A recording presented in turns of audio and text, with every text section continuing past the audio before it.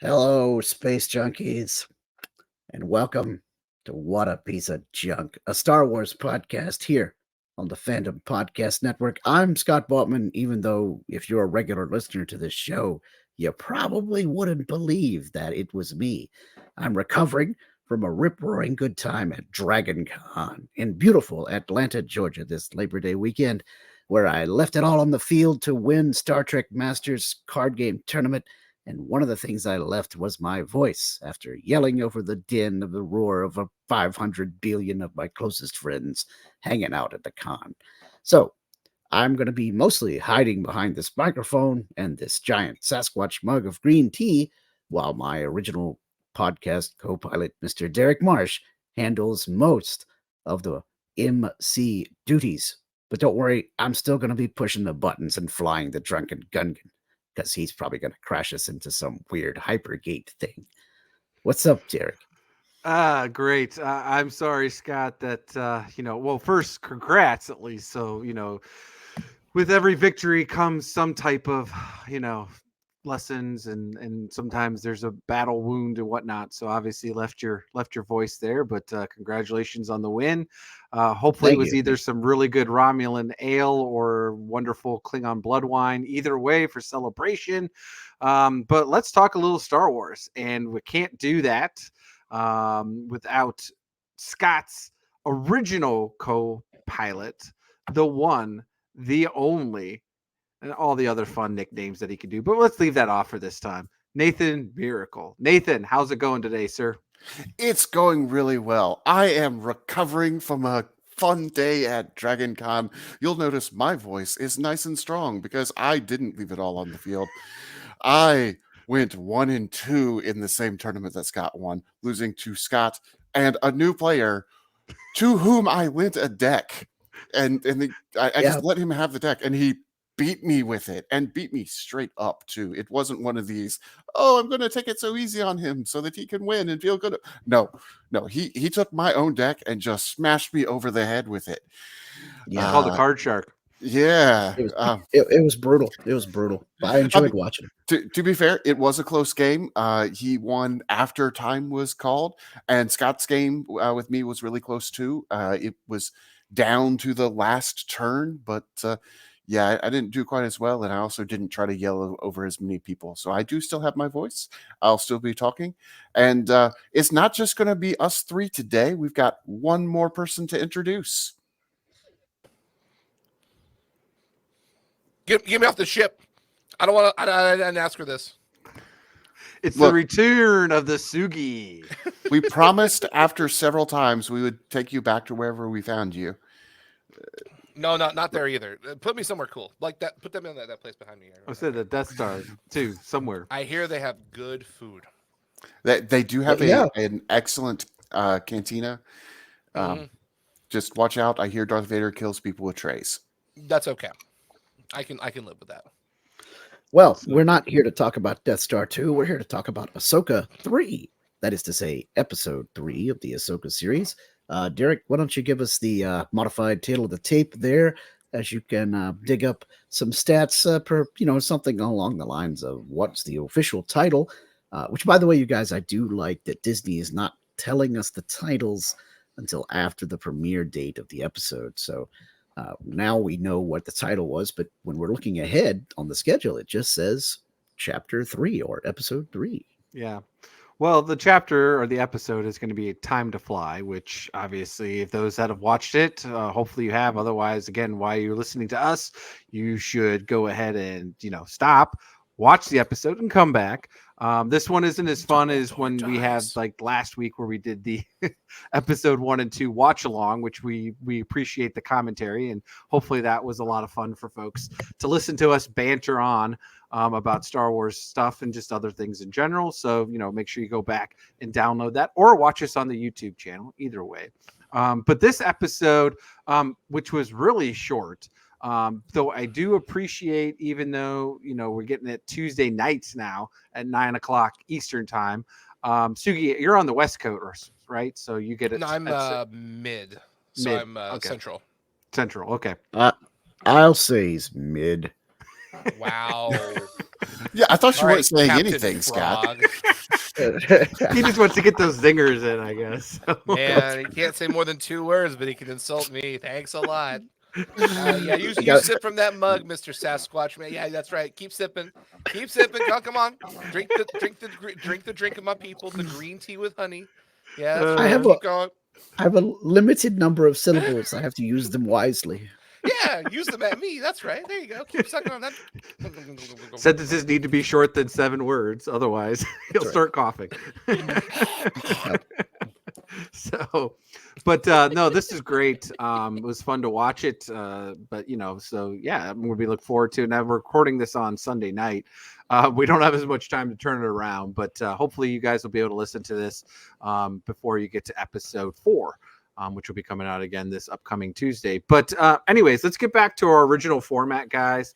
The standard, what did we like, what didn't we like, and all the fun stuff. But, we'll kind of kick it off, get Sugi a little warmed up here. So I'll get Nathan the first question.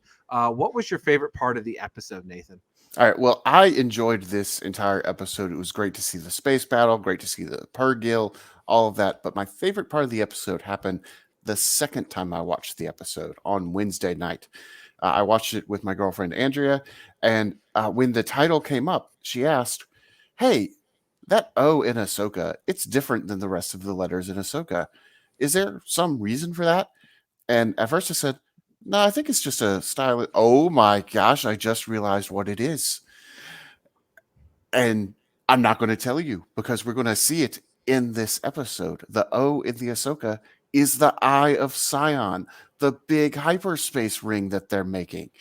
So figuring that out, not hearing it from any YouTubers or commentators or anything, even though you just did, listeners, it's okay because you heard it from us. Cruel irony. It was cool to figure that out and go, oh my gosh, this is something that you wouldn't know without watching the show, but giving it a couple of rewatches, like, wait a minute, no, I do know what that is.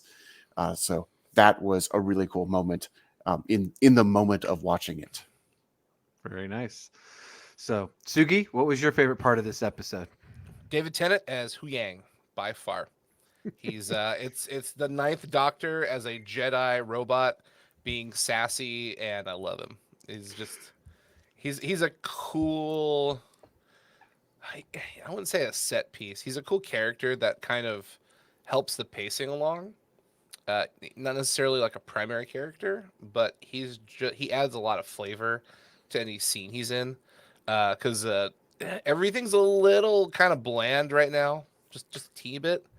But he helps keep things spicy, and I like the way they utilize his character a lot. All right, Sugi, are you a wrestling fan or no? Okay. Well, I was just going to say, if you had a 3-way death match between C-3PO, K2SO, or Dr. Huang, as we like to call him here, who do you think would be victorious in the sassy Sasquatch of a death match? K2. Yeah, I have to agree with that. Yeah. Well, because K2 would shoot everybody. Hu Yang would complain about being shot. Yeah. And C-3PO would try and document the shooting. I mean, my favorite part, and it's kind of, perfect segue. I don't know, Hu Wang's pretty good with the lightsaber, dodging. He might be decent enough to block those bolts. Just saying. So, I mean, I feel wouldn't. like he would feel incontinent using an actual lightsaber because he's using training lightsabers. Yeah. If you gave him a real lightsaber, he'd be like, I have not been trained in using these. And it's like, well, mechanically that is not true, but in your programming that is true. He would argue about using very much the about the weapon. programming. But he would argue about using the weapon while K2 is just blasting him. According picking him to up and traditional shaking Jedi him. code, K2 might I'm just not take the allowed to lightsaber use and cut him lightsaber. with it. He would like he would like shank Hu Yang, complaining about the weapon he just got shanked with, and be like, Did you know, Sugi, though, that Alan Tudyk does make a cameo in Ahsoka? I heard this, but I know this joke is getting set up pretty well. Well, him and Andy Serkis are definitely playing the Loth Cat. That's what we came to conclusion last episode. So, just wanted to throw it out there. That's still, where we're thinking that cameo is coming. Totally which half is uncredited. Andy? They rotate between each. But, yeah. Ugh. Yeah. This explains a lot. So, Scott, you can just nod your head if you had a favorite part of your episode or not. You don't have to answer. Did you have a favorite part or yes or no? I do actually have an answer, and I'm again conserving syllables. I mean, not while I'm explaining this, but Use anyway, sign language. Don't you? the new like Spitfire looking World War II fighter inspired starships that were fighting Ahsoka and Sabine in the T6. Those things are cool, and I like how Hotties is like almost an homage to General Grievous's ship with the big honking things in the front. I love the Spitfire sound effect on those as they're firing the guns too. Yeah, and now the name's escaping me. I wasn't quick enough to type it up, but I figured it was another George Lucas homage because didn't they do the Lucasfilm, the graphics for the dogfighting one? The I can't remember the name of the movie now. I got it. Red Tails. Red Tails, that's what it was. Yeah. Yeah. So there you go. Always an homage in the previous shows. Yeah. You know, they like to do that, and that's cool. It's a little hidden stuff. So as I alluded to earlier, my favorite part of the episode was just that scene with Huang and Sabine just practicing there, and he's going through the different techniques. And obviously he's being a bit choppy because she's not super fluid yet, but it's almost kind of like if any of you guys like Donnie Yen, who's obviously a Star Wars alum, and we got Ip Man, and when he's doing all those scenes with the wood blocks, you know, and the training dummy, and it's just really cool. Really appreciate that, and it really shows you what, you know, we don't get necessarily in the, you know, Clone Wars or in the prequels, when you get to see how else are they taking Jedi up for lightsaber training beyond just with the, you know, blast shield or whatever they're wearing, or their visor, and training with the remotes versus then actually hand-to-hand combat with the lightsabers that you usually see a Padawan in their master training. So I thought this is kind of a nice segue to link it. So, all right, I'll jump off with question number 2. What was your least favorite? My least favorite part of this wasn't necessarily the fact that Ahsoka came out on the starship and was jumping around and deflecting laser bolts from the starfighter pilots. I was okay with that. My part was how stupid they were for shooting at her instead of just shooting at the ship and blowing that up. And there goes Ahsoka. Woo! Because, you know, she can only survive so long in space. So that was mine. Again, you know, it's one of those little nitpick things. I know it's sci-fi fantasy, but it was just like, how dumb can you be? Plus the fact is, I thought the laser bolts from like starships, again, maybe they're just, you know, cheaper fighters, but I would assume that the laser bolt would be larger than a normal laser bolt from a little blaster pistol, right? So the fact that, you know, she's not swinging at giant laser bolts, you know, and where it just consumes her, even though she might deflect it, it still, you know, takes her out just like they would do in Dragon Ball Z. Come on. You know, Sugi might get that one, but anyways, that was my least favorite. So we'll go down to we'll go Scott last. So Sugi, what was your least favorite part of this episode? My least favorite part of Ahsoka was Ahsoka. She was kind of a jerk. I don't know what the director is doing with her character, because like in the prior episode she's trying to like make amends with Sabine, and then here she's trying to like teach her by kicking her butt, and then when they're on the verge of dying she's like, hey, maybe I should like work with her so she can like, you know, shoot these ships. And I know there's a little bit of arguing on the internet about Ahsoka's character because it's very different than what we're used to from the prior source material. So normally it's hard to blame the actor because they're being told what to do and they're just doing it. So I can't really get mad at Rosario. I can get mad at the director and the writers for who knows. I don't know what they're doing. I really don't, because it's not logical and it's not fluid. Like, I understand they're trying to make her more of a robust and like jaded, mature, stoic kind of character. But she just kind of feels like limp mud. Like every time she's in a scene, it's like, I don't care. I really don't care what Ahsoka does or says because it's so Just after Thrawn.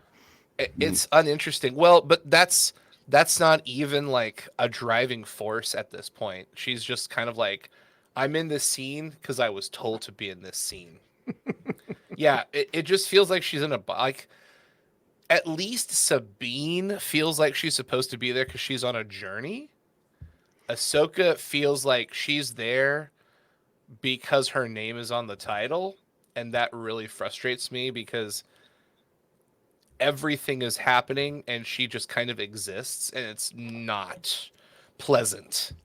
Like, it's really not, and it's awkward because like the villains are somewhat interesting, and Sabine is interesting, and Hu Yang is interesting, and the stuff going on with the Senate, all these other, every part minus the title character is somewhat interesting. And I feel like that's not how a show should be. Yeah, they're kind of hitting the mark on or missing the mark on this if you think about it, right? Because we got that with the Book of Boba.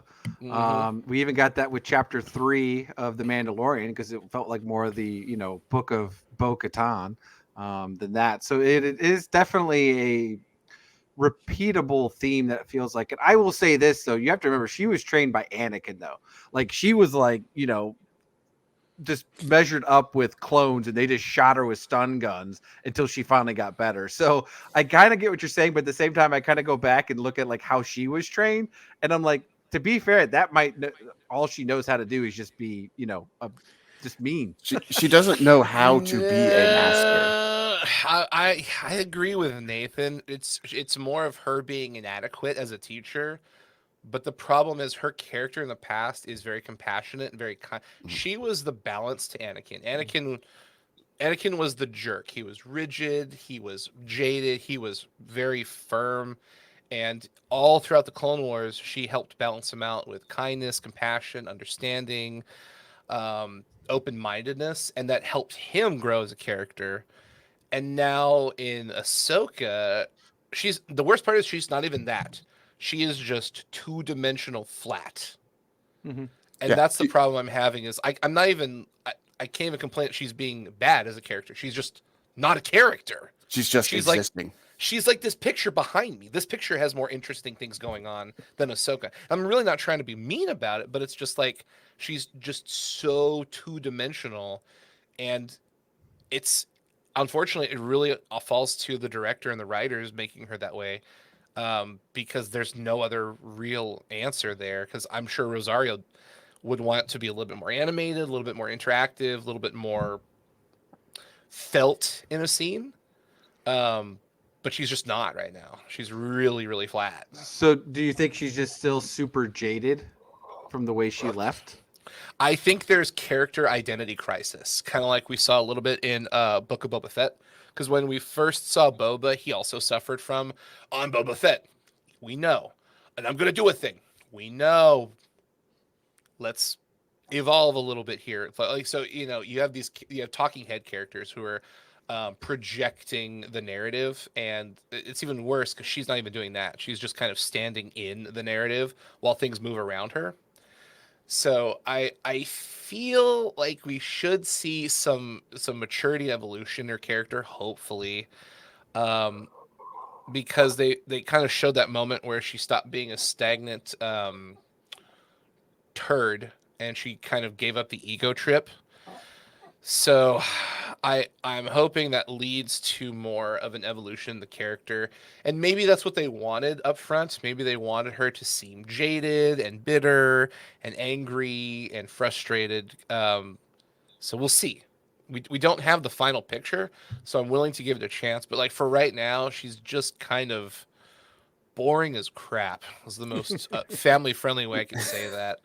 Well, and to your point, we went around and said what our favorite part of the episode is. None of us said Ahsoka. No. and like I said, her name is the title of the show. You would think that should be our favorite part. And looking at the custom questions that we have for this episode, we're not asking about Ahsoka either. So, yeah, I think you're on a really good point there. I will say this episode is a little bit unfair because she has the least amount of screen time Mhm. amongst I all was the just other going to say things. that they're really trying to So set up everything and get everybody caught yeah, up, right? yeah. Because again, not everybody's Star Wars nerds like the rest of us. And we had, people don't Mhm. want to watch cartoons because it's a cartoon, but yet that's the problem. Then you're stuck with at this point, an hour and a half plus Yeah. of basically, because really episode 1 and 2 was really just how we got to the end of Rebels. Fan service. So I mean, Fan don't get me service. wrong, it was good stuff, right? I thought we thoroughly enjoyed it, right? Especially like to your point though, the other characters, right? It really was, to the point where it's like maybe this is where they need to change how they're titling these things. Maybe instead of calling it, Ahsoka, the Book of Boba Fett, the Mandalorian, right? Andor, let's title it like, I the loved rise Andor. of the first order, or whatever you want to call it, right? Let's call that or something, right? Or the how they the return of Thrawn or something, right? I don't know, whatever they want to call it, something like that. Name it after what's Ezra's really happening instead terrible, of awful, character. bad day adventure. Yeah, I just think that it's a disservice to Rosario playing a really beloved character and a lot of hype for a show that just can't stick the landing. And I hate that crap. I would have rather them named it something more like neutral, the Outer Rim Exploration, something.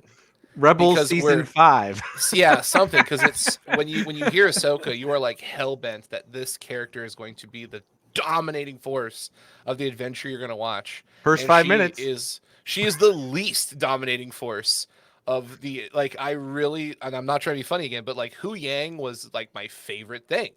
He was interesting and sassy, and he developed Sabine's character, and we've established a storyline of, Sabine isn't properly trained and she hasn't been practicing, and Hu Yang, being the know-it-all, is proving it with homework, like, you're not good but you're not bad, but you're probably not good. Like, he's setting pieces on the checklist that we can go back to and understand where we are in this time and where we are in the space, where we are with the character. And then Rosario's like, put on this helmet, I'm gonna beat you. Cool, I good job. I will say this though.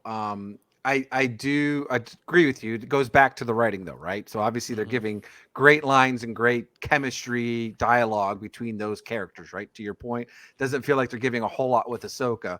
But on top of that though, I will say though, this Ahsoka's actually like been the one character with probably the most screen time in all of Star Wars at this point, right? So I'm okay if they give other characters around her that time, that frame, but to what we were just saying, right? Just don't call it Ahsoka then, Yeah. right? It would make more sense. Like have her in there, have it, what they're doing with this Star Wars, post Empire verse, plenty fine. But anyways, but let's go to Nathan. What was your least favorite?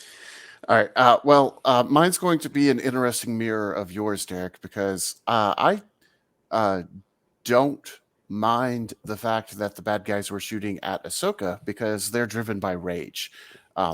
They are dark side. They don't always do the things that necessarily make the most sense. So yes, okay, we see the person that we want to go after. We're going to shoot at her, even though it would make more sense to shoot the ship. That would accomplish Blow out the same tires, goal. right?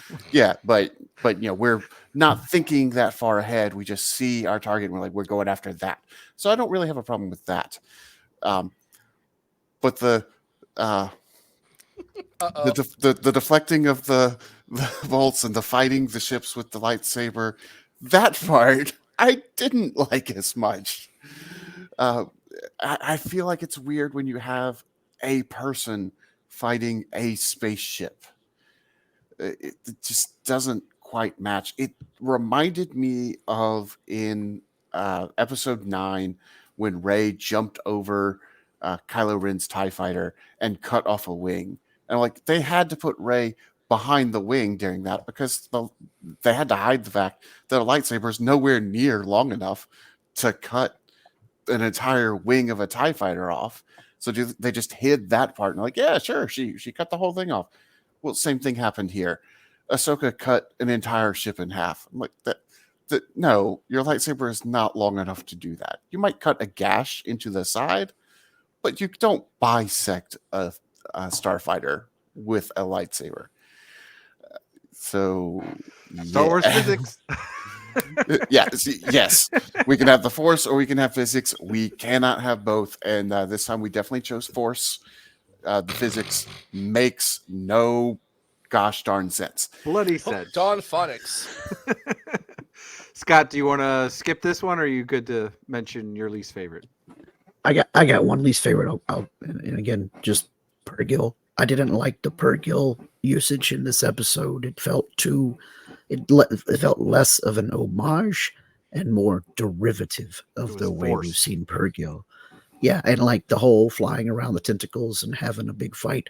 I swear I have seen an episode of the Clone Wars where Anakin does this with some clone trooper pilots of the Y-Wings. And yeah, it's because they're going to go through that nebula to make a shortcut. Yeah. And it was almost like I was watching a live action recorded over that animation. And like, I get that they wanted to do an homage and a live action Pergil reveal. That was kind of cool. But this exact moment of starfightering through their tails and stuff, I'm like, I've absolutely seen this before. And, it's too derivative. This is the fascinating thing about Star Wars, because everyone has their loves and fandom. I actually loved that scene because it brought me back to Clone Wars. And the exact reason you didn't like it was the exact reason I liked it. So I think that's really funny. This is why we can never get along. It's funny. Yeah, that's right. That's why we play Star Trek card games. We can fight over that. It's funny. You guys need to teach me how to play so I can talk smack, because I don't know anything about that. Oh yeah, game. we can totally do that. And Scott's like, very there's good hand control. I was like, whoa, take my money. It's funny that you two were reminded of the Clone Wars, and I'm the big Clone Wars guy here. And it didn't remind me of the Clone Wars at all. It reminded me of The Empire Strikes Back when they were flying through the asteroids.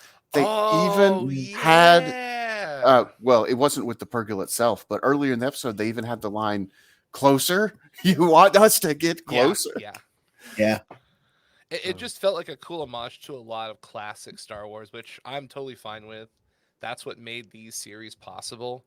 So using some of that is kind of fun. I do see what you're saying, Scott, but I just had like a flashback. I was like, we're back. It's happening. Oh my gosh. The only bad part, though, is that it wasn't classic where one of the bad guy ships got hit by the Pergil's tail and then went spinning off and crashing. That was the only thing we were missing the whole time. Yeah, I was like, nobody died. I'm disappointed. All the red shirts made it out. Come on. Yeah. All right, guys. So, well, speaking of Pergil and connections to Clone Wars, Sugi, what connections could you draw to the larger Star Wars galaxy in any of this point? What was one of the things from this episode? Yes. There's actually a lot to pull from here. Surprisingly, this is a very, very meaty episode in terms of Star Wars adjacent doodadery.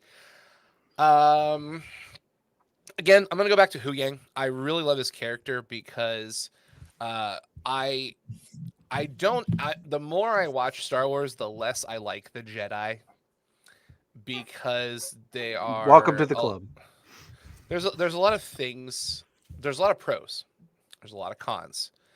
And seeing Hu Yang in a programmed state that believes all of the propaganda of the Jedi is fascinating because he doesn't know any better. So when he says things and he does things, it's incredibly fascinating because he has more knowledge than anyone else living in the galaxy about anything Jedi, but he is probably the most naive person on that ship. Like most Jedi. But it's interesting because I can't tell if it's a juxtaposition or a statement on the Jedi. And I suspect that might be left up to the viewer to interpret. But Hu Yang is a fascinating extension because you can see a lot of piece of characters in him. You can see Yoda, you can see Mace Windu, you can see Obi-Wan. Interestingly enough, you don't see much Qui-Gon. You can even see Luke and Anakin in the things he does. So he has a lot of interesting pieces that he does and does not represent. And that is being passed along to Sabine as well as Ahsoka, because they're vicariously absorbing these personalities through, interactions and trainings and all kinds of stuff. So it's kind of fun because he'll say and do things. I'm like, that is a Yodaism, or that is a Mace Winduism, or that's absolutely something Obi-Wan would have done. And it's like, that's really cool. He kind of represents a lot of things that we love and enjoy in different scenes and sequences. All right, good. It's very subtle. Nathan, what was yours connection? Well, I just want to piggyback on that for a Sure. moment, and I'm speculating for going forward. I wonder if Yuang meets up with Luke at some point, because Luke, by The Last Jedi, clearly knows way more about the Jedi than he did in Return of the Jedi. The name Darth Sidious was not mentioned in the original trilogy. For that matter, the name Palpatine wasn't mentioned in the original trilogy. That came from Yo, from dog, my name's Sheev. No. No, also Palpatine. not mentioned. Just the Emperor. That was the only thing he Emperor. was called. Yeah. So clearly, Luke has learned more, and he learned how the Jedi fell, and this could be where he learned that from Huang, and that could be why he tried to bring the Jedi more towards what they had been, which was kind of the downfall of his own teachings. He needed to go with what he had learned before, not with what the Jedi had been before that. But that's He could have speculation. learned a lot from Mon Mothma when it comes to the Senate. Because let's be honest, she's been around a long time. Oh, too. that's She another has, yeah. topic to talk. I think my favorite thing though is, interestingly enough, not to bring up Mon Mothma, we're seeing characters be our bridge as audience into universe. So like Hu Yang is the character that bridges us into the Jedi and the Force. In the Clone And Wars then animated the saga, Clone right? Wars animated, and then we've got Mon Mothma, who is the bridge to the rebellion and the rebuilding, and then ironically we have Hera as the bridge for all the people, all the survivors, and the people who got hurt and left behind and disrespected the most. She's a Twi'lek. She knows what it's like. Yeah, and it's just like, man, I'll give them this. They've got really strong bridges between viewer and character, like what's the word? The things you feels. like, the feels, the things you link with, the things that you associate with. They've really nailed that really well, and I appreciate that a lot. Yeah, I feel like Ezra is a pretty good bridger as well. Bum bum bum. All right, well, I'm out of here. I quit. Anyway, I quit. But my actual Kick me link out, to Scott. I want to go home. my Hit the actual ejection. links to the larger Put me in the galaxy. airlock. I want to die. We are going to talk about Senator Giono a little bit later, so I'm going to skip that. I'm going to talk about Sabine's training with the helmet. And of course, we saw that first in A New Hope with Luke. It's one of the first things he learns is how to block blaster bolts without being able to see the remote. And we get a word for word. I can't see how am I supposed to fight. And that was cool. But we finally have a word for it. It is the Zatoshi training, which doesn't come from Star Wars. It actually comes from samurai tradition, and it is from a blind samurai. So I love the fact Satuichi. I love the fact that they brought in the samurai origins, because that was a big inspiration for George Lucas, and also like literally this character was blind in the samurai stories, so it makes sense that this is where we use it. You're learning how to fight blind. Although I did think it was weird that Sabine was so insistent on I should be able to see, considering she knew a Jedi who was blind and could fight. Like, you have firsthand experience of why this could be really important. He was the one training her when he was blind. Yes. So that part felt a little weird, but I loved seeing that they did that training and giving it a name, and such an appropriate name. If the big reveal of Morik or whoever it is, right, ends up being cameoed by Beat Takashi, then we're good. That's all I care about. So, all right. So, Scott, did you want to have any connections, or you want to skip this one? No, I got one real Okay. quick. Sabine in the tail gun, blam blam. I got one. I Mhm. loved it. Yep. Now that's how you do an homage, like Nathan was talking about with the blast shield down. How can I see anything? Right. That's an homage. I got one. Good homage. Per guild thing. Too much. Past homage for me. I was almost expecting Ahsoka to yell back, "Great kid, don't get cocky," but Yeah, I that was would like, have do been it, too do it. much. Yes. That would have been across the line. Yeah. Now she's quoting Harrison Ford. She's crossed. I don't the know. line. She was being No. pretty snarky. That's true. She was. And pretty grumpy. So. Yeah, there was a Muppet-sized stick up her butt. I just appreciate the the gun council that she was shooting from. It was old school, just looked just Mhm. like the Millennium Falcon. And I loved how she's like, somebody's been messing with my settings. Yeah, that was fun. Like it was a cheat code on a video game. You get your own controller and somebody's messed with it. So no, exactly. You guys hit it all on the way. I mean, my big one, I tied in with the Mon Mothma. That entire Star Wars galaxy at its finest, at the whole encompass, right? Because Mon Mothma has been there since the beginning. She's been every part. The only thing we don't get her eventually is in the prequel, or I'm sorry, the sequel trilogies, just because spoiler alert, she doesn't make it. So What? No, Wait a she minute. she And was now you're going to tell conveniently me not that on Hosnian Vader Prime. is Luke's father? That's, come on, bogus. Not even possible. There's a lot of good stuff in this episode. And that's where it really felt like this one was. Some people have called it a filler episode, but I don't think it was. I really think it was a good character. No. But there was just a lot of wink, wink, nudge, nudge to the audience, especially again, not us non-normal Star Wars fans that watch everything. For the one that just watches the occasional live action stuff, where it felt like this one probably would have been just fine just to combine with episodes 1 and 2 if they go to premiere it on the big screen or a big network like they've kind of done with some of the other Star Wars stuff at this point.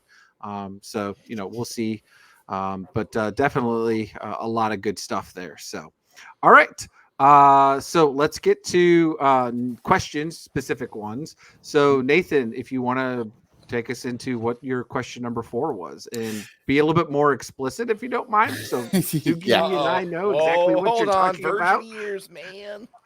So so we've got a few major bad guys. We of course have Morgan Elsbeth. We've got the Wolf Trio, as I want to call them, with Merrick and Balin and Shin. Hati. Yeah, Great band. I love their synthwave stuff. so those are the main bad guy characters so far, but they've got a bunch of followers, and they're all wearing masks and whatnot. And who the heck are they? Like, who are they getting to follow them on this quest? They don't seem to be regular Imperials. They're not stormtroopers or anything like that. Do we have any idea who or what they are? They're Dathomir sisters, cultists. I Okay. have bad news. I don't care. Okay. Like, You, Scott, I'm you gonna- also don't care?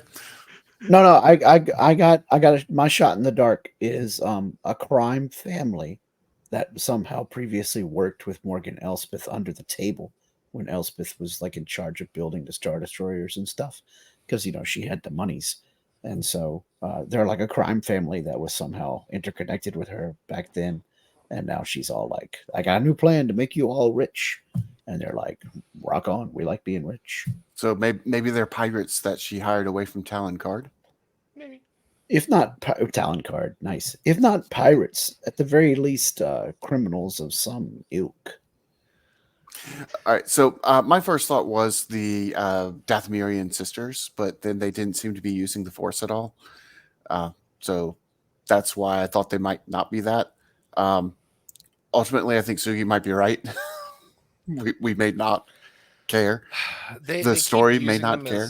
Yeah, they feel like the classic like pawn. You got to have someone die. So here are these nameless, faceless. Like if they didn't have masks, I care a little bit more. But it's like, oh, a nameless, faceless thing just blew up. Okay, that's cool. Yeah, which one was it? Who knows? Who cares? I don't know. They all Minion look the one? It was same. that Minion one. 99. That one just blew up. Oh my god! Not that one. I like that guy. Not Kevin. No, Timmy, stop! It's like a guy in Oh, Galaxy Free Guy. Quest. Oh, yeah, yeah. It's like, but I die in that one. Are you sure you were in the next episode? I die in every episode. They just We feel kinda- like things to kill. So I'm like, I We genuinely we don't kind of care. already had some of this faceless minions die in droves in Book of Boba Fett when Yep. Mando comes and he's fighting the piratey guys with the shambling mound pirate Mhm. King Goron or whatever his name was. Gorian. Gorian Yeah. Shard. Yeah. Gorian Shard. The other problem we and have here is all the their- pirates then in the little fighters died fighting the They Naboo fighter, did. except for Fane. But as Sugi pointed out, Fane was the only guy who had a name. Mhm. Yeah, but everybody had a face, so that did make me care about them a little more. That helps. But we're also having another fight with the Sithy-ish characters. Like they're definitely setting them up as these like, who are the villains? So there's a lot of mystique and intrigue. So like I really doubt they're gonna do anything with nameless, faceless Timmy man. Well, here's your homework, Nathan, and maybe you already know this and you did do it. But go back to season 2 of The Mandalorian for the Jedi episode where Ahsoka's first revealed. Are any of those people in Morgan Elsbeth's daimyo back in that episode in the background character? Because I know, again, it was just focused on Morgan Elsbeth and Michael Bihn's character, but were they in the temple? All right, well, let's move on to the next question while I go He's research got that. some homework. So, Got anyways, him! so my question, and again, I'm going to botch it. So, who was, or so I should say, so we're introduced to Genevieve O'Reilly again as Mon Mothma, which was great. Of course, she's only on a HoloNet, but that's how everybody's communicating nowadays. And she's accompanied by 4 senators because, again, they've reestablished the Senate, thinking it's going to work for the 20th time at this point in Star Wars world, and rather than just everybody being their own independent. But we have a couple of people that are really vocal, including one Senator Hamato Zinio or Zino, however you want to pronounce it. And he seems to be the bad guy senator because he wants to come up with an excuse for everything. And he's a bit snarky back to Hera, considering, Hera and the person next to him, at least in the HoloNet, Mon Mothma, should be actually, rebel heroes and have seen a lot of stuff. And that he was even called out, which was kind of nice because, he just decided to pick whatever side was winning. But do you think, Sugi, that he's an Imperial sympathizer? Or do you think, no, he's just an idiot? No, he's a coward. He's very much established as a coward who just picks the winning side. So, Heath Ledger's Joker would pull him out as someone who would squeam like a stuffed pig. So. Oh yeah. That character is scum. I agree Well- completely. He is well, Mr. Sugiyama. How should we pronounce his name? I think it's Hamato Giono. Giano? Okay, All Because right. I think Yeah. the XI I- should be like a G. yeah, I agree Yeah. completely that he's an opportunist and he's gonna join whatever side he thinks is the winning side. Yeah. And He also, doesn't have Derek, morals. I He doesn't got care. yeah, Derek. I have to summon enough voice to make this joke. What a politician who is disrespecting war heroes. I can't imagine.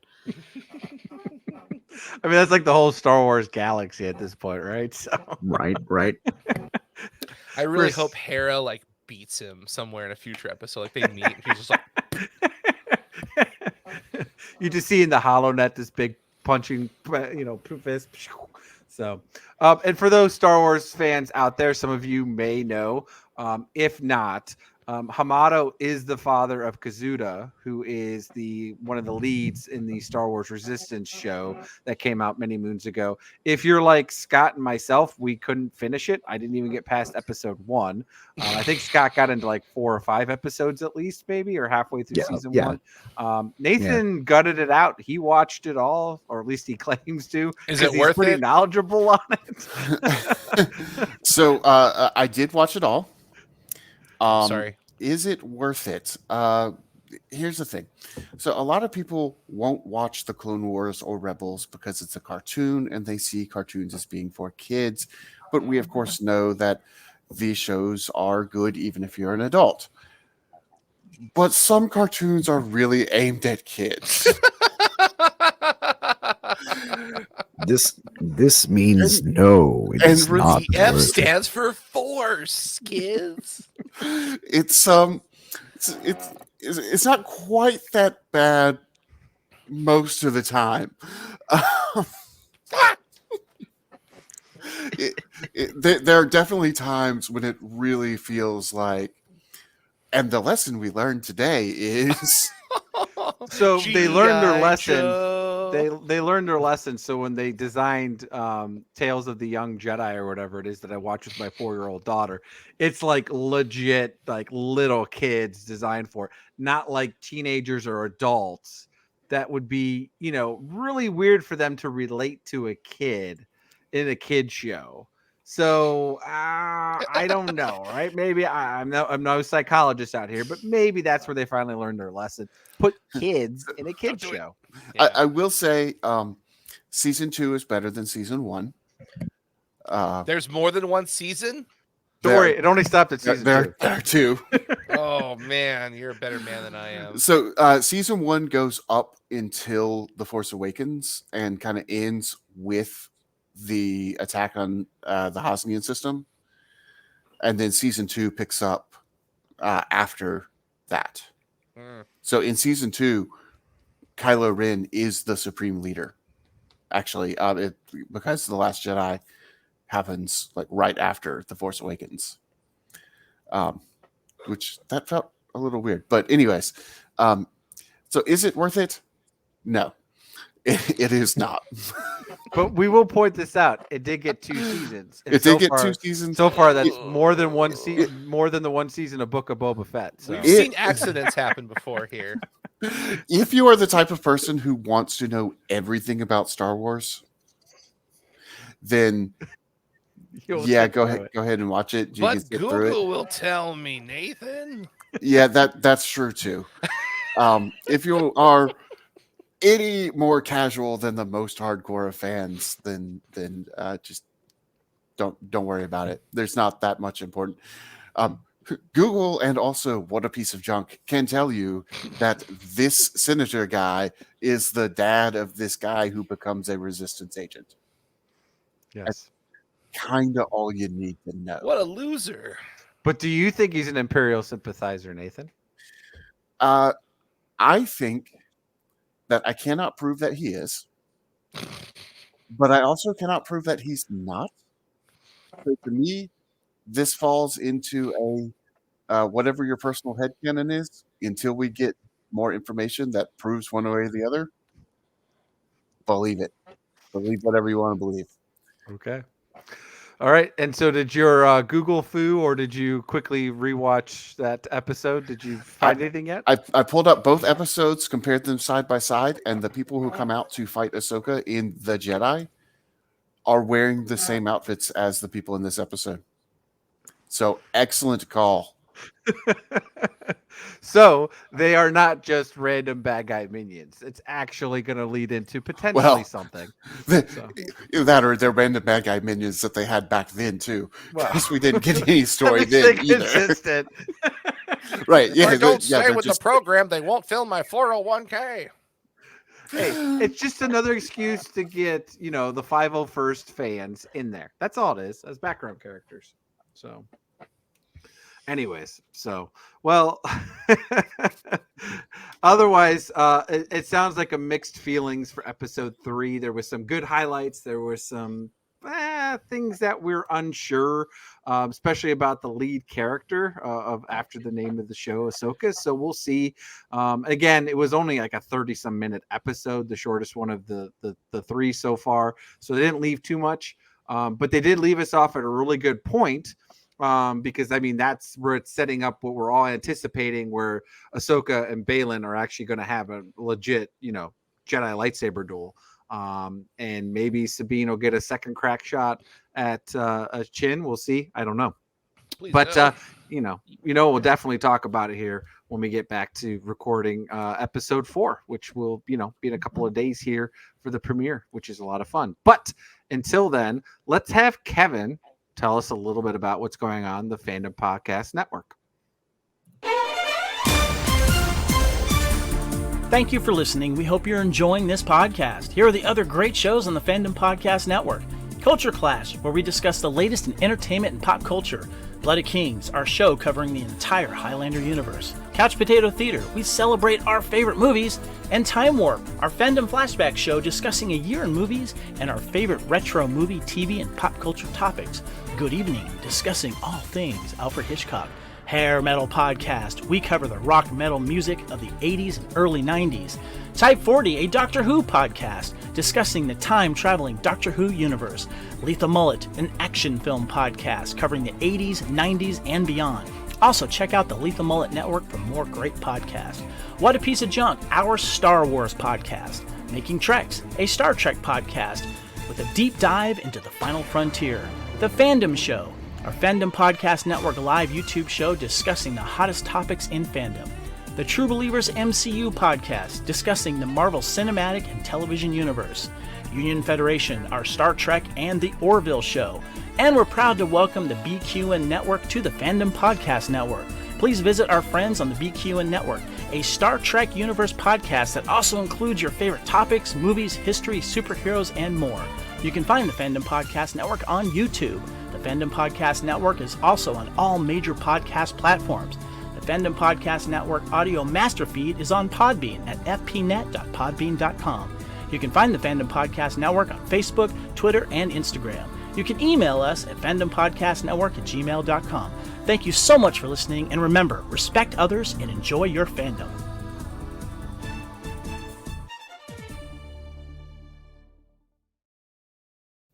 All right. Thanks, Kevin, for telling all the listeners all about the great shows that they can listen to on the Fandom Podcast Network. All right, guys. So we just got done talking about episode 3 for Ahsoka. And like we normally like to do, we like to put a little bit of something else extra, some extra discussion in regards to whatever Star Wars and stuff we want to talk about. And that's what we're going to do here. And one of the things we've been recently enjoying is lists. Specifically top 10 lists. So our top 10 list this week, put out by Collider, was going to be Ahsoka Tano's greatest enemies ranked. Who are the most fearsome foes that Ahsoka ever faced? Well, writers. Yes. Well, they haven't gone meta yet, so they can't put them in yet. So I'm actually going to Wow. to argue that they have kind of gone meta immediately. So I'm going to jump straight into number 10 here. It is Pre Vizsla, and I will note that he is voiced by Jon Favreau. Sacre bleu. Is his brother post Vizsla? I've always wondered about that. If there is a Pre Vizsla, that implies the existence of a post Vizsla and a concurrent Vizsla. And a mid Vizsla. Well, yeah. And just a Vizsla. Yeah. Well, you guys all remember Filoni talked about the joke about how they got the name Pre-Vizsla because of Previz on the special effects of the Clone Wars. I can't even do this joke. I can't do this joke. So is it a female though? Because it's law? I don't know. Anyway, so number 10 we have Pre Vizsla. So Jon Favreau is Ahsoka's greatest enemy. Well, 10th greatest enemy, apparently. Well, based on the directing, it sure is. So sure. But to be fair, I don't think Jon Favreau's got really any major ties to Ahsoka. It's all Yeah, but if you baloney. point that out, my joke doesn't work as well. So I please thought don't. he was the producer. He is. I he thought it is was a Kathleen producer. Kennedy. Yeah. So. It's her and him. Favreau's name's is in one of the producer Oh, he was slots. Yeah, attached yeah, to it. he's Okay. he's there. He's in that. Okay. Okay. No. So then, fine, Nathan. Your joke can still Yes, stick. my joke still makes sense. Also, Boo. I would argue that Pre Vizsla is not a great Ahsoka villain. Pre Vizsla is a great villain, but not really one Is that he? Ahsoka. Bo-Katan would have been better. But yes, if this was Bo-Katan's greatest villains, I'm then just saying, like, maybe, Bo-Katan but was a better villain for Ahsoka. Is Oh. all I'm saying. yeah. Yeah, this list is terrible. Well, I will say there's a reason that Pre Vizsla is all the way down at the bottom of the list. Yeah. So, all right. So number 9, the Inquisitor, which I feel like it falls flat again because I feel like that was Kanan's was the Inquisitor. Well, note that this is not discussing the Grand Inquisitor from Rebels. Yeah, This is it's just- discussing the Inquisitor that Ahsoka fights during one of her episodes of Tales of the Jedi. Mhm. Oh yes. Okay. I That, won't lie. I feel like that this should have been a wasn't top confusing at all. 5. The last bottom 5 feel like a reach, honestly. Well, Yeah, and like the Seventh Sister would have been better for that because at least they had some beef Yeah. in Rebels. You know what I'm saying? Like they knew each other, which we never got the explanation of that, and that I'm disappointed on. Sorry, concurrent.com. This list is no good. Well, we can all bash Liam Gahan. I don't know how he's pronounced his name. He doesn't sound very Star Warsy. That's all I can say. That's fair. Yeah. All right. All right. Number Let's 8. mut on What- to 8. Yeah. Can we just General skip this one? Grievous? Yeah, come on. Come on. This is That's an Obi-Wan. Obi-Wan. Yeah, okay. This is Can we just get to top 5 cuz those are actually legit. Everything else is like this Yeah, is well, bad. I'll just say him so that way the listeners can know. 7 is Cad Bane. No. Mhm. Yeah, 6 though. also bad. 6 is legit though. 6 is Asajj Ventress. That's She legit. should be 4.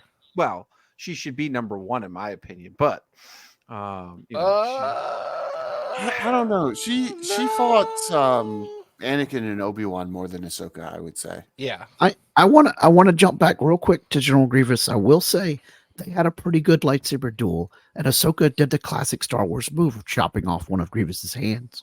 I mean, that's kind of cool. I think And he Grievous does is a that really to make strong- them feel good about themselves. He's like, I got extra hands. I don't Yeah. really need to care about He does. this. He this does one have over here." extra hands at home. I'll make them feel good and then I'll kill them. that's usually what his ploy was. He would, sacrifice 1 or 2 so because you couldn't block all 4. Yeah. So Yeah. all right. So we got a little bit of dice of Asajj Ventress. Like I said, I think she's definitely a top one for Ahsoka. But again, that's also because I don't know. I just felt like there was a little bit more of a bond with that. Well, there is a bit more of a bond between Asajj and Ahsoka, but part of that bond comes from after Ahsoka was framed for bombing the Jedi Temple, at which point they were not enemies. Fair enough. So they All actually right. worked together. Number 5, the one, the only Barriss Offee, who is related to coffee. So Please put me in the airlock immediately. Anyway, I would put this one higher, actually. Nani? Barriss Offee, to me, is one of Ahsoka's biggest enemies. This is the first one that I look at and say, this is not anybody else's big villain other than Ahsoka's. but just like 3 episodes, because otherwise they're friends the whole time. And that's what makes it so tragic. They Well, were it's such tragic. good friends, and then she betrayed, and she didn't even need to. She could have framed anybody, but she decided to frame the person who had been her best friend. I think if she would have turned out to be like Professor Moriarty, where she was like behind the scenes the entire time of like all season 4, that would have been great. Like she was just like they would have done more with her, right? Rather than like, oh yeah, I mean, if anything, it really helped Ahsoka see how bad the Jedi were. So really, Barriss Offee did Ahsoka a favor. So maybe as her, even though she'd already kind of gone down the dark path, she's like, I really like Ahsoka, and I know that all the Jedi are going to die from Order 66, so I'm going to save my one friend by blaming her and making her forced to leave the Jedi. Yeah, but that didn't save her. The clones still tried to kill her. Well, she wasn't expecting her to return. Well, regardless, I would put this one higher, and it's the first one on the list that I feel is actually an Ahsoka villain. Sugi's just scratching his chin and head. He's got nothing rebuttal, I guess. This list, it invokes words that are of the adult and crass nature. Okay. Well, here, while we go, Nathan and I go through this, Sugi, you're going to compile your top 5 list. You can take the same people, but you can reorder them any way you want. That's your 2-minute homework. While Nathan and I finish. Google. So, all right, number 4, Aura Singh. Or I know this is a reach. What the blank? Aura Singh had a lot of promise. Seemed like she was going to be really, really interesting. Back when Decipher still had the card game, and Aura Singh was a dark side card with ability 4, and it seemed like there was going to be this big storyline around her because she could use the Force and she could use lightsabers. She could steal lightsabers from people. But then that storyline kind of went to Grievous instead. And then Aura became a lot less interesting. In the Clone Wars, she became kind of a bounty hunter, which wasn't bad, but also, I mean, there were other bounty hunters. Cad Bane was a more interesting bounty hunter, quite frankly.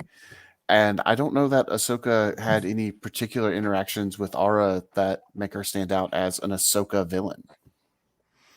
Yeah, sometimes these entries kind of feel like villains that stood in the same room as Ahsoka. You know what I mean? Yeah, yeah. That's a way more accurate. Yep. They happen to share at some point screen time. Oh no, it's even worse. One of these doesn't yet. Yet, right? Which is horseradish. Which I'm going back to Google. Which is great on this too, because they put in Lars Mikkelsen for Grand Admiral Thrawn. Live action photo, which is like, we'll okay. Get to that one. But I do want to point out in this list, it talks about Ahsoka got another chance to take down Singh in season 3's Assassin when the bounty hunter attempted to murder Padme. Well, Ahsoka didn't kill Aura Singh. That we find out that Aura Singh died in Solo.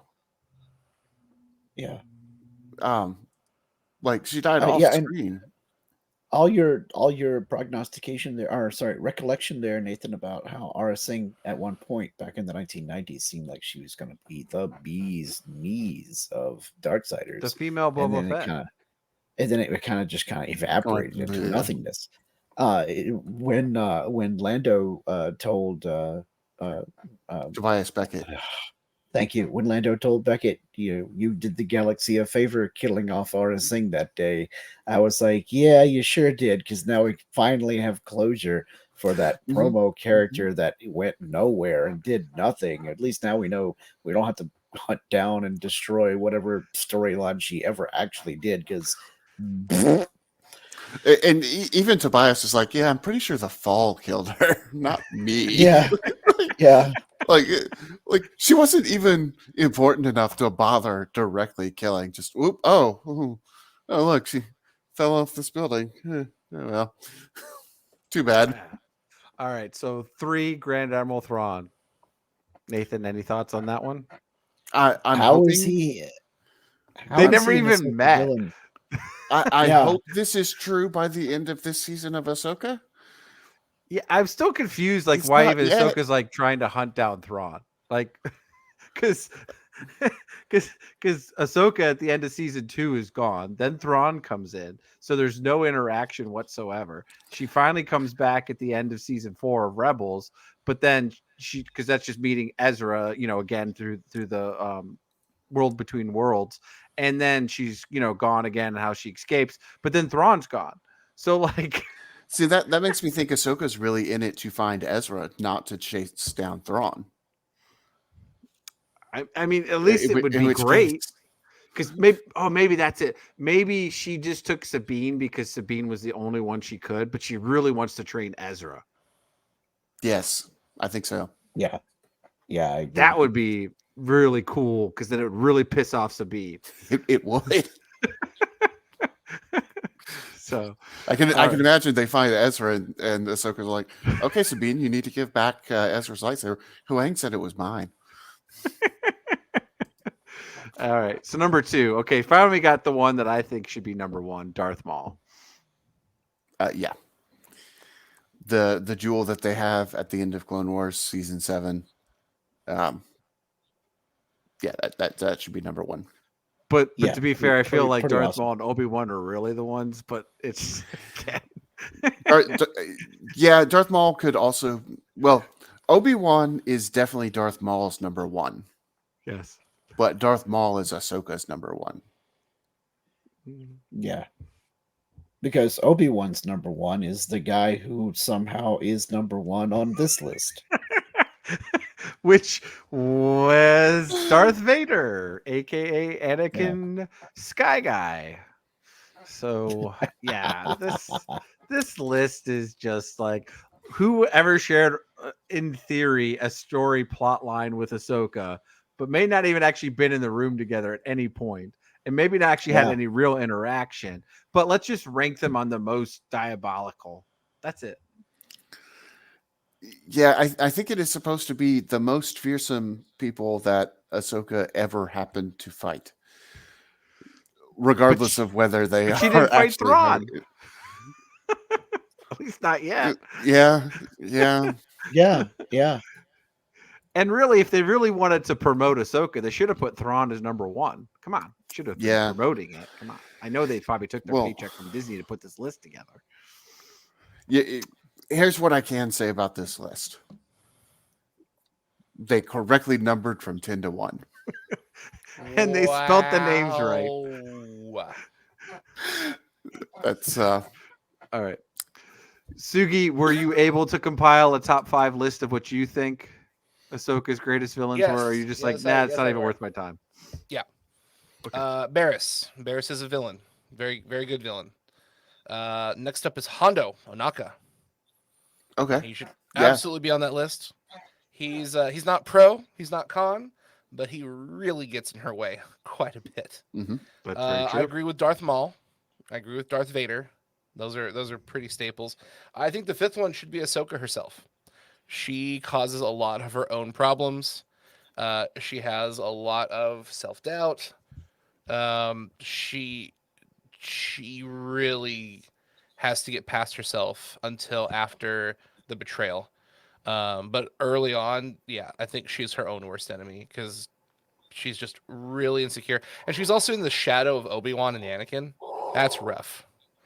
If I had to pick a 5th that doesn't, like, if you were like, hey, Ahsoka doesn't count, I would say Obi-Wan is actually quite a detriment to Ahsoka in a lot of places.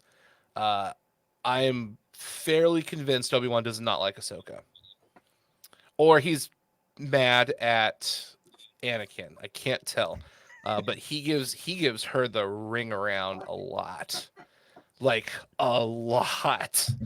That doesn't quantify villainy, but like he's a thorn in her side. To be fair, though, he's always having to cover up or clean up their mess between Anakin and Ahsoka. He always has to clean it up. Now, granted, we all agreed that's what we would do if we had, mystical force powers and we didn't have to go with the Jedi, right? Which, right, so to your point earlier in the comment of the episode or a podcast, right, where the Jedi deserved what they got. So, but anyways, so I agree with your list a lot better. That was a little bit better. Yeah. So The problem is I Ahsoka agree. doesn't have many. she really actually doesn't even have a main villain. I No, mean, to she be fair, Well, and that's why I would put Barriss Offee so high.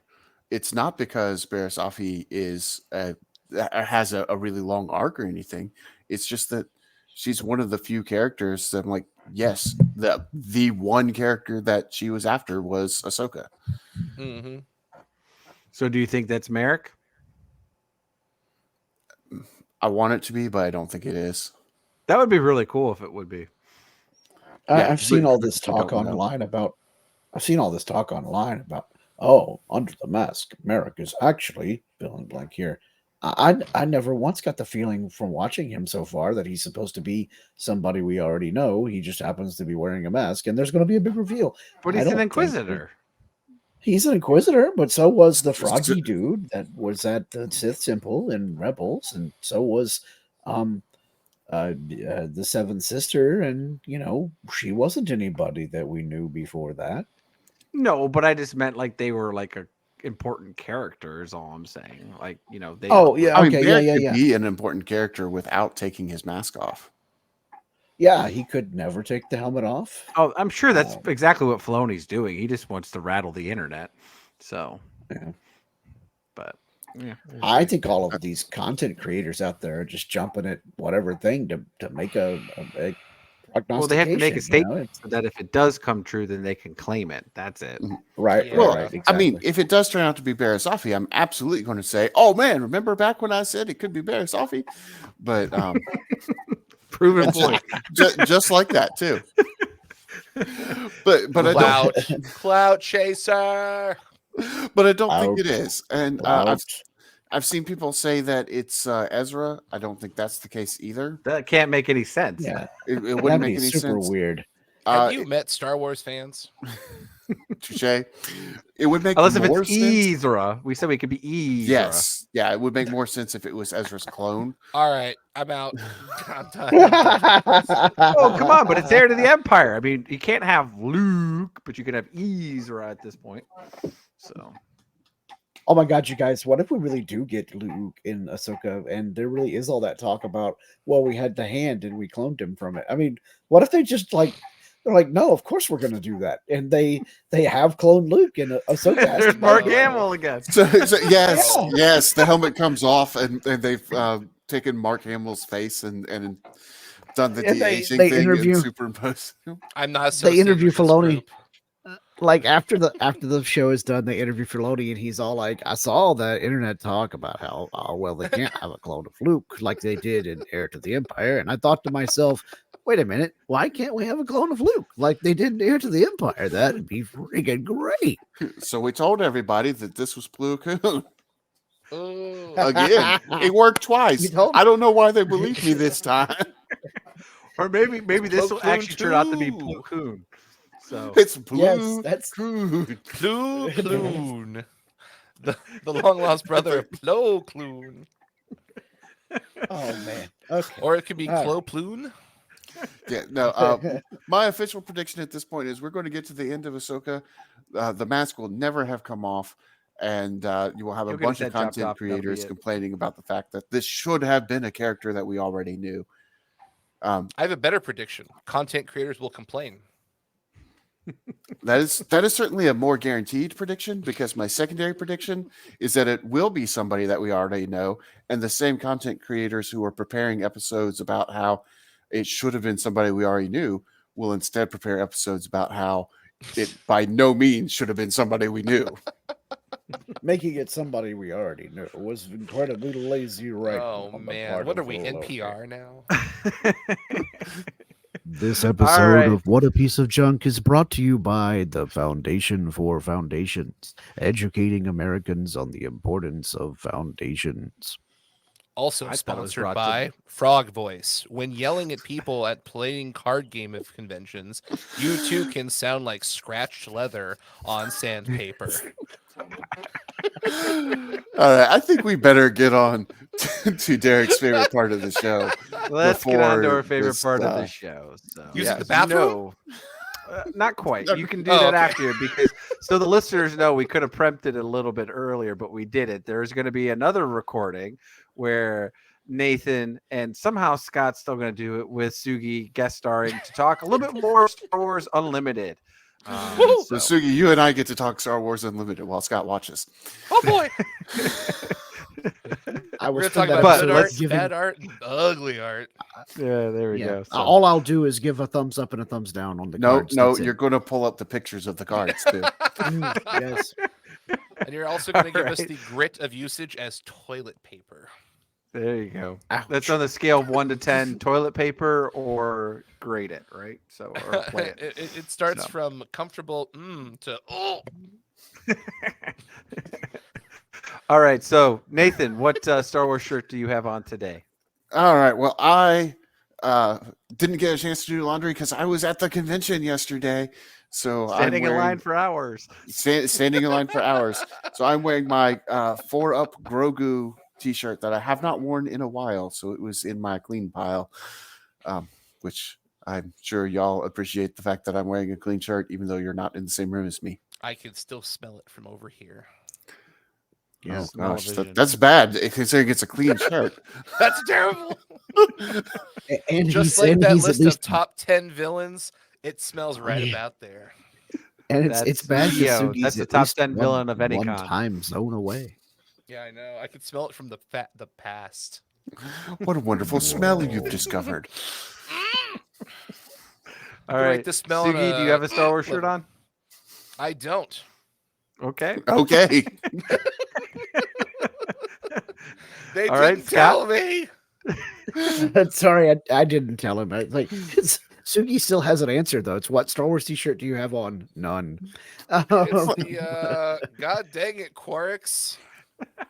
Whoa, that's No, kind of cool. technically it's a Games Done Quick shirt. It's it's a video game convention essentially. Basically for a week they play video games and then they donate all the proceeds to charity. Usually they make a couple million. Super cool.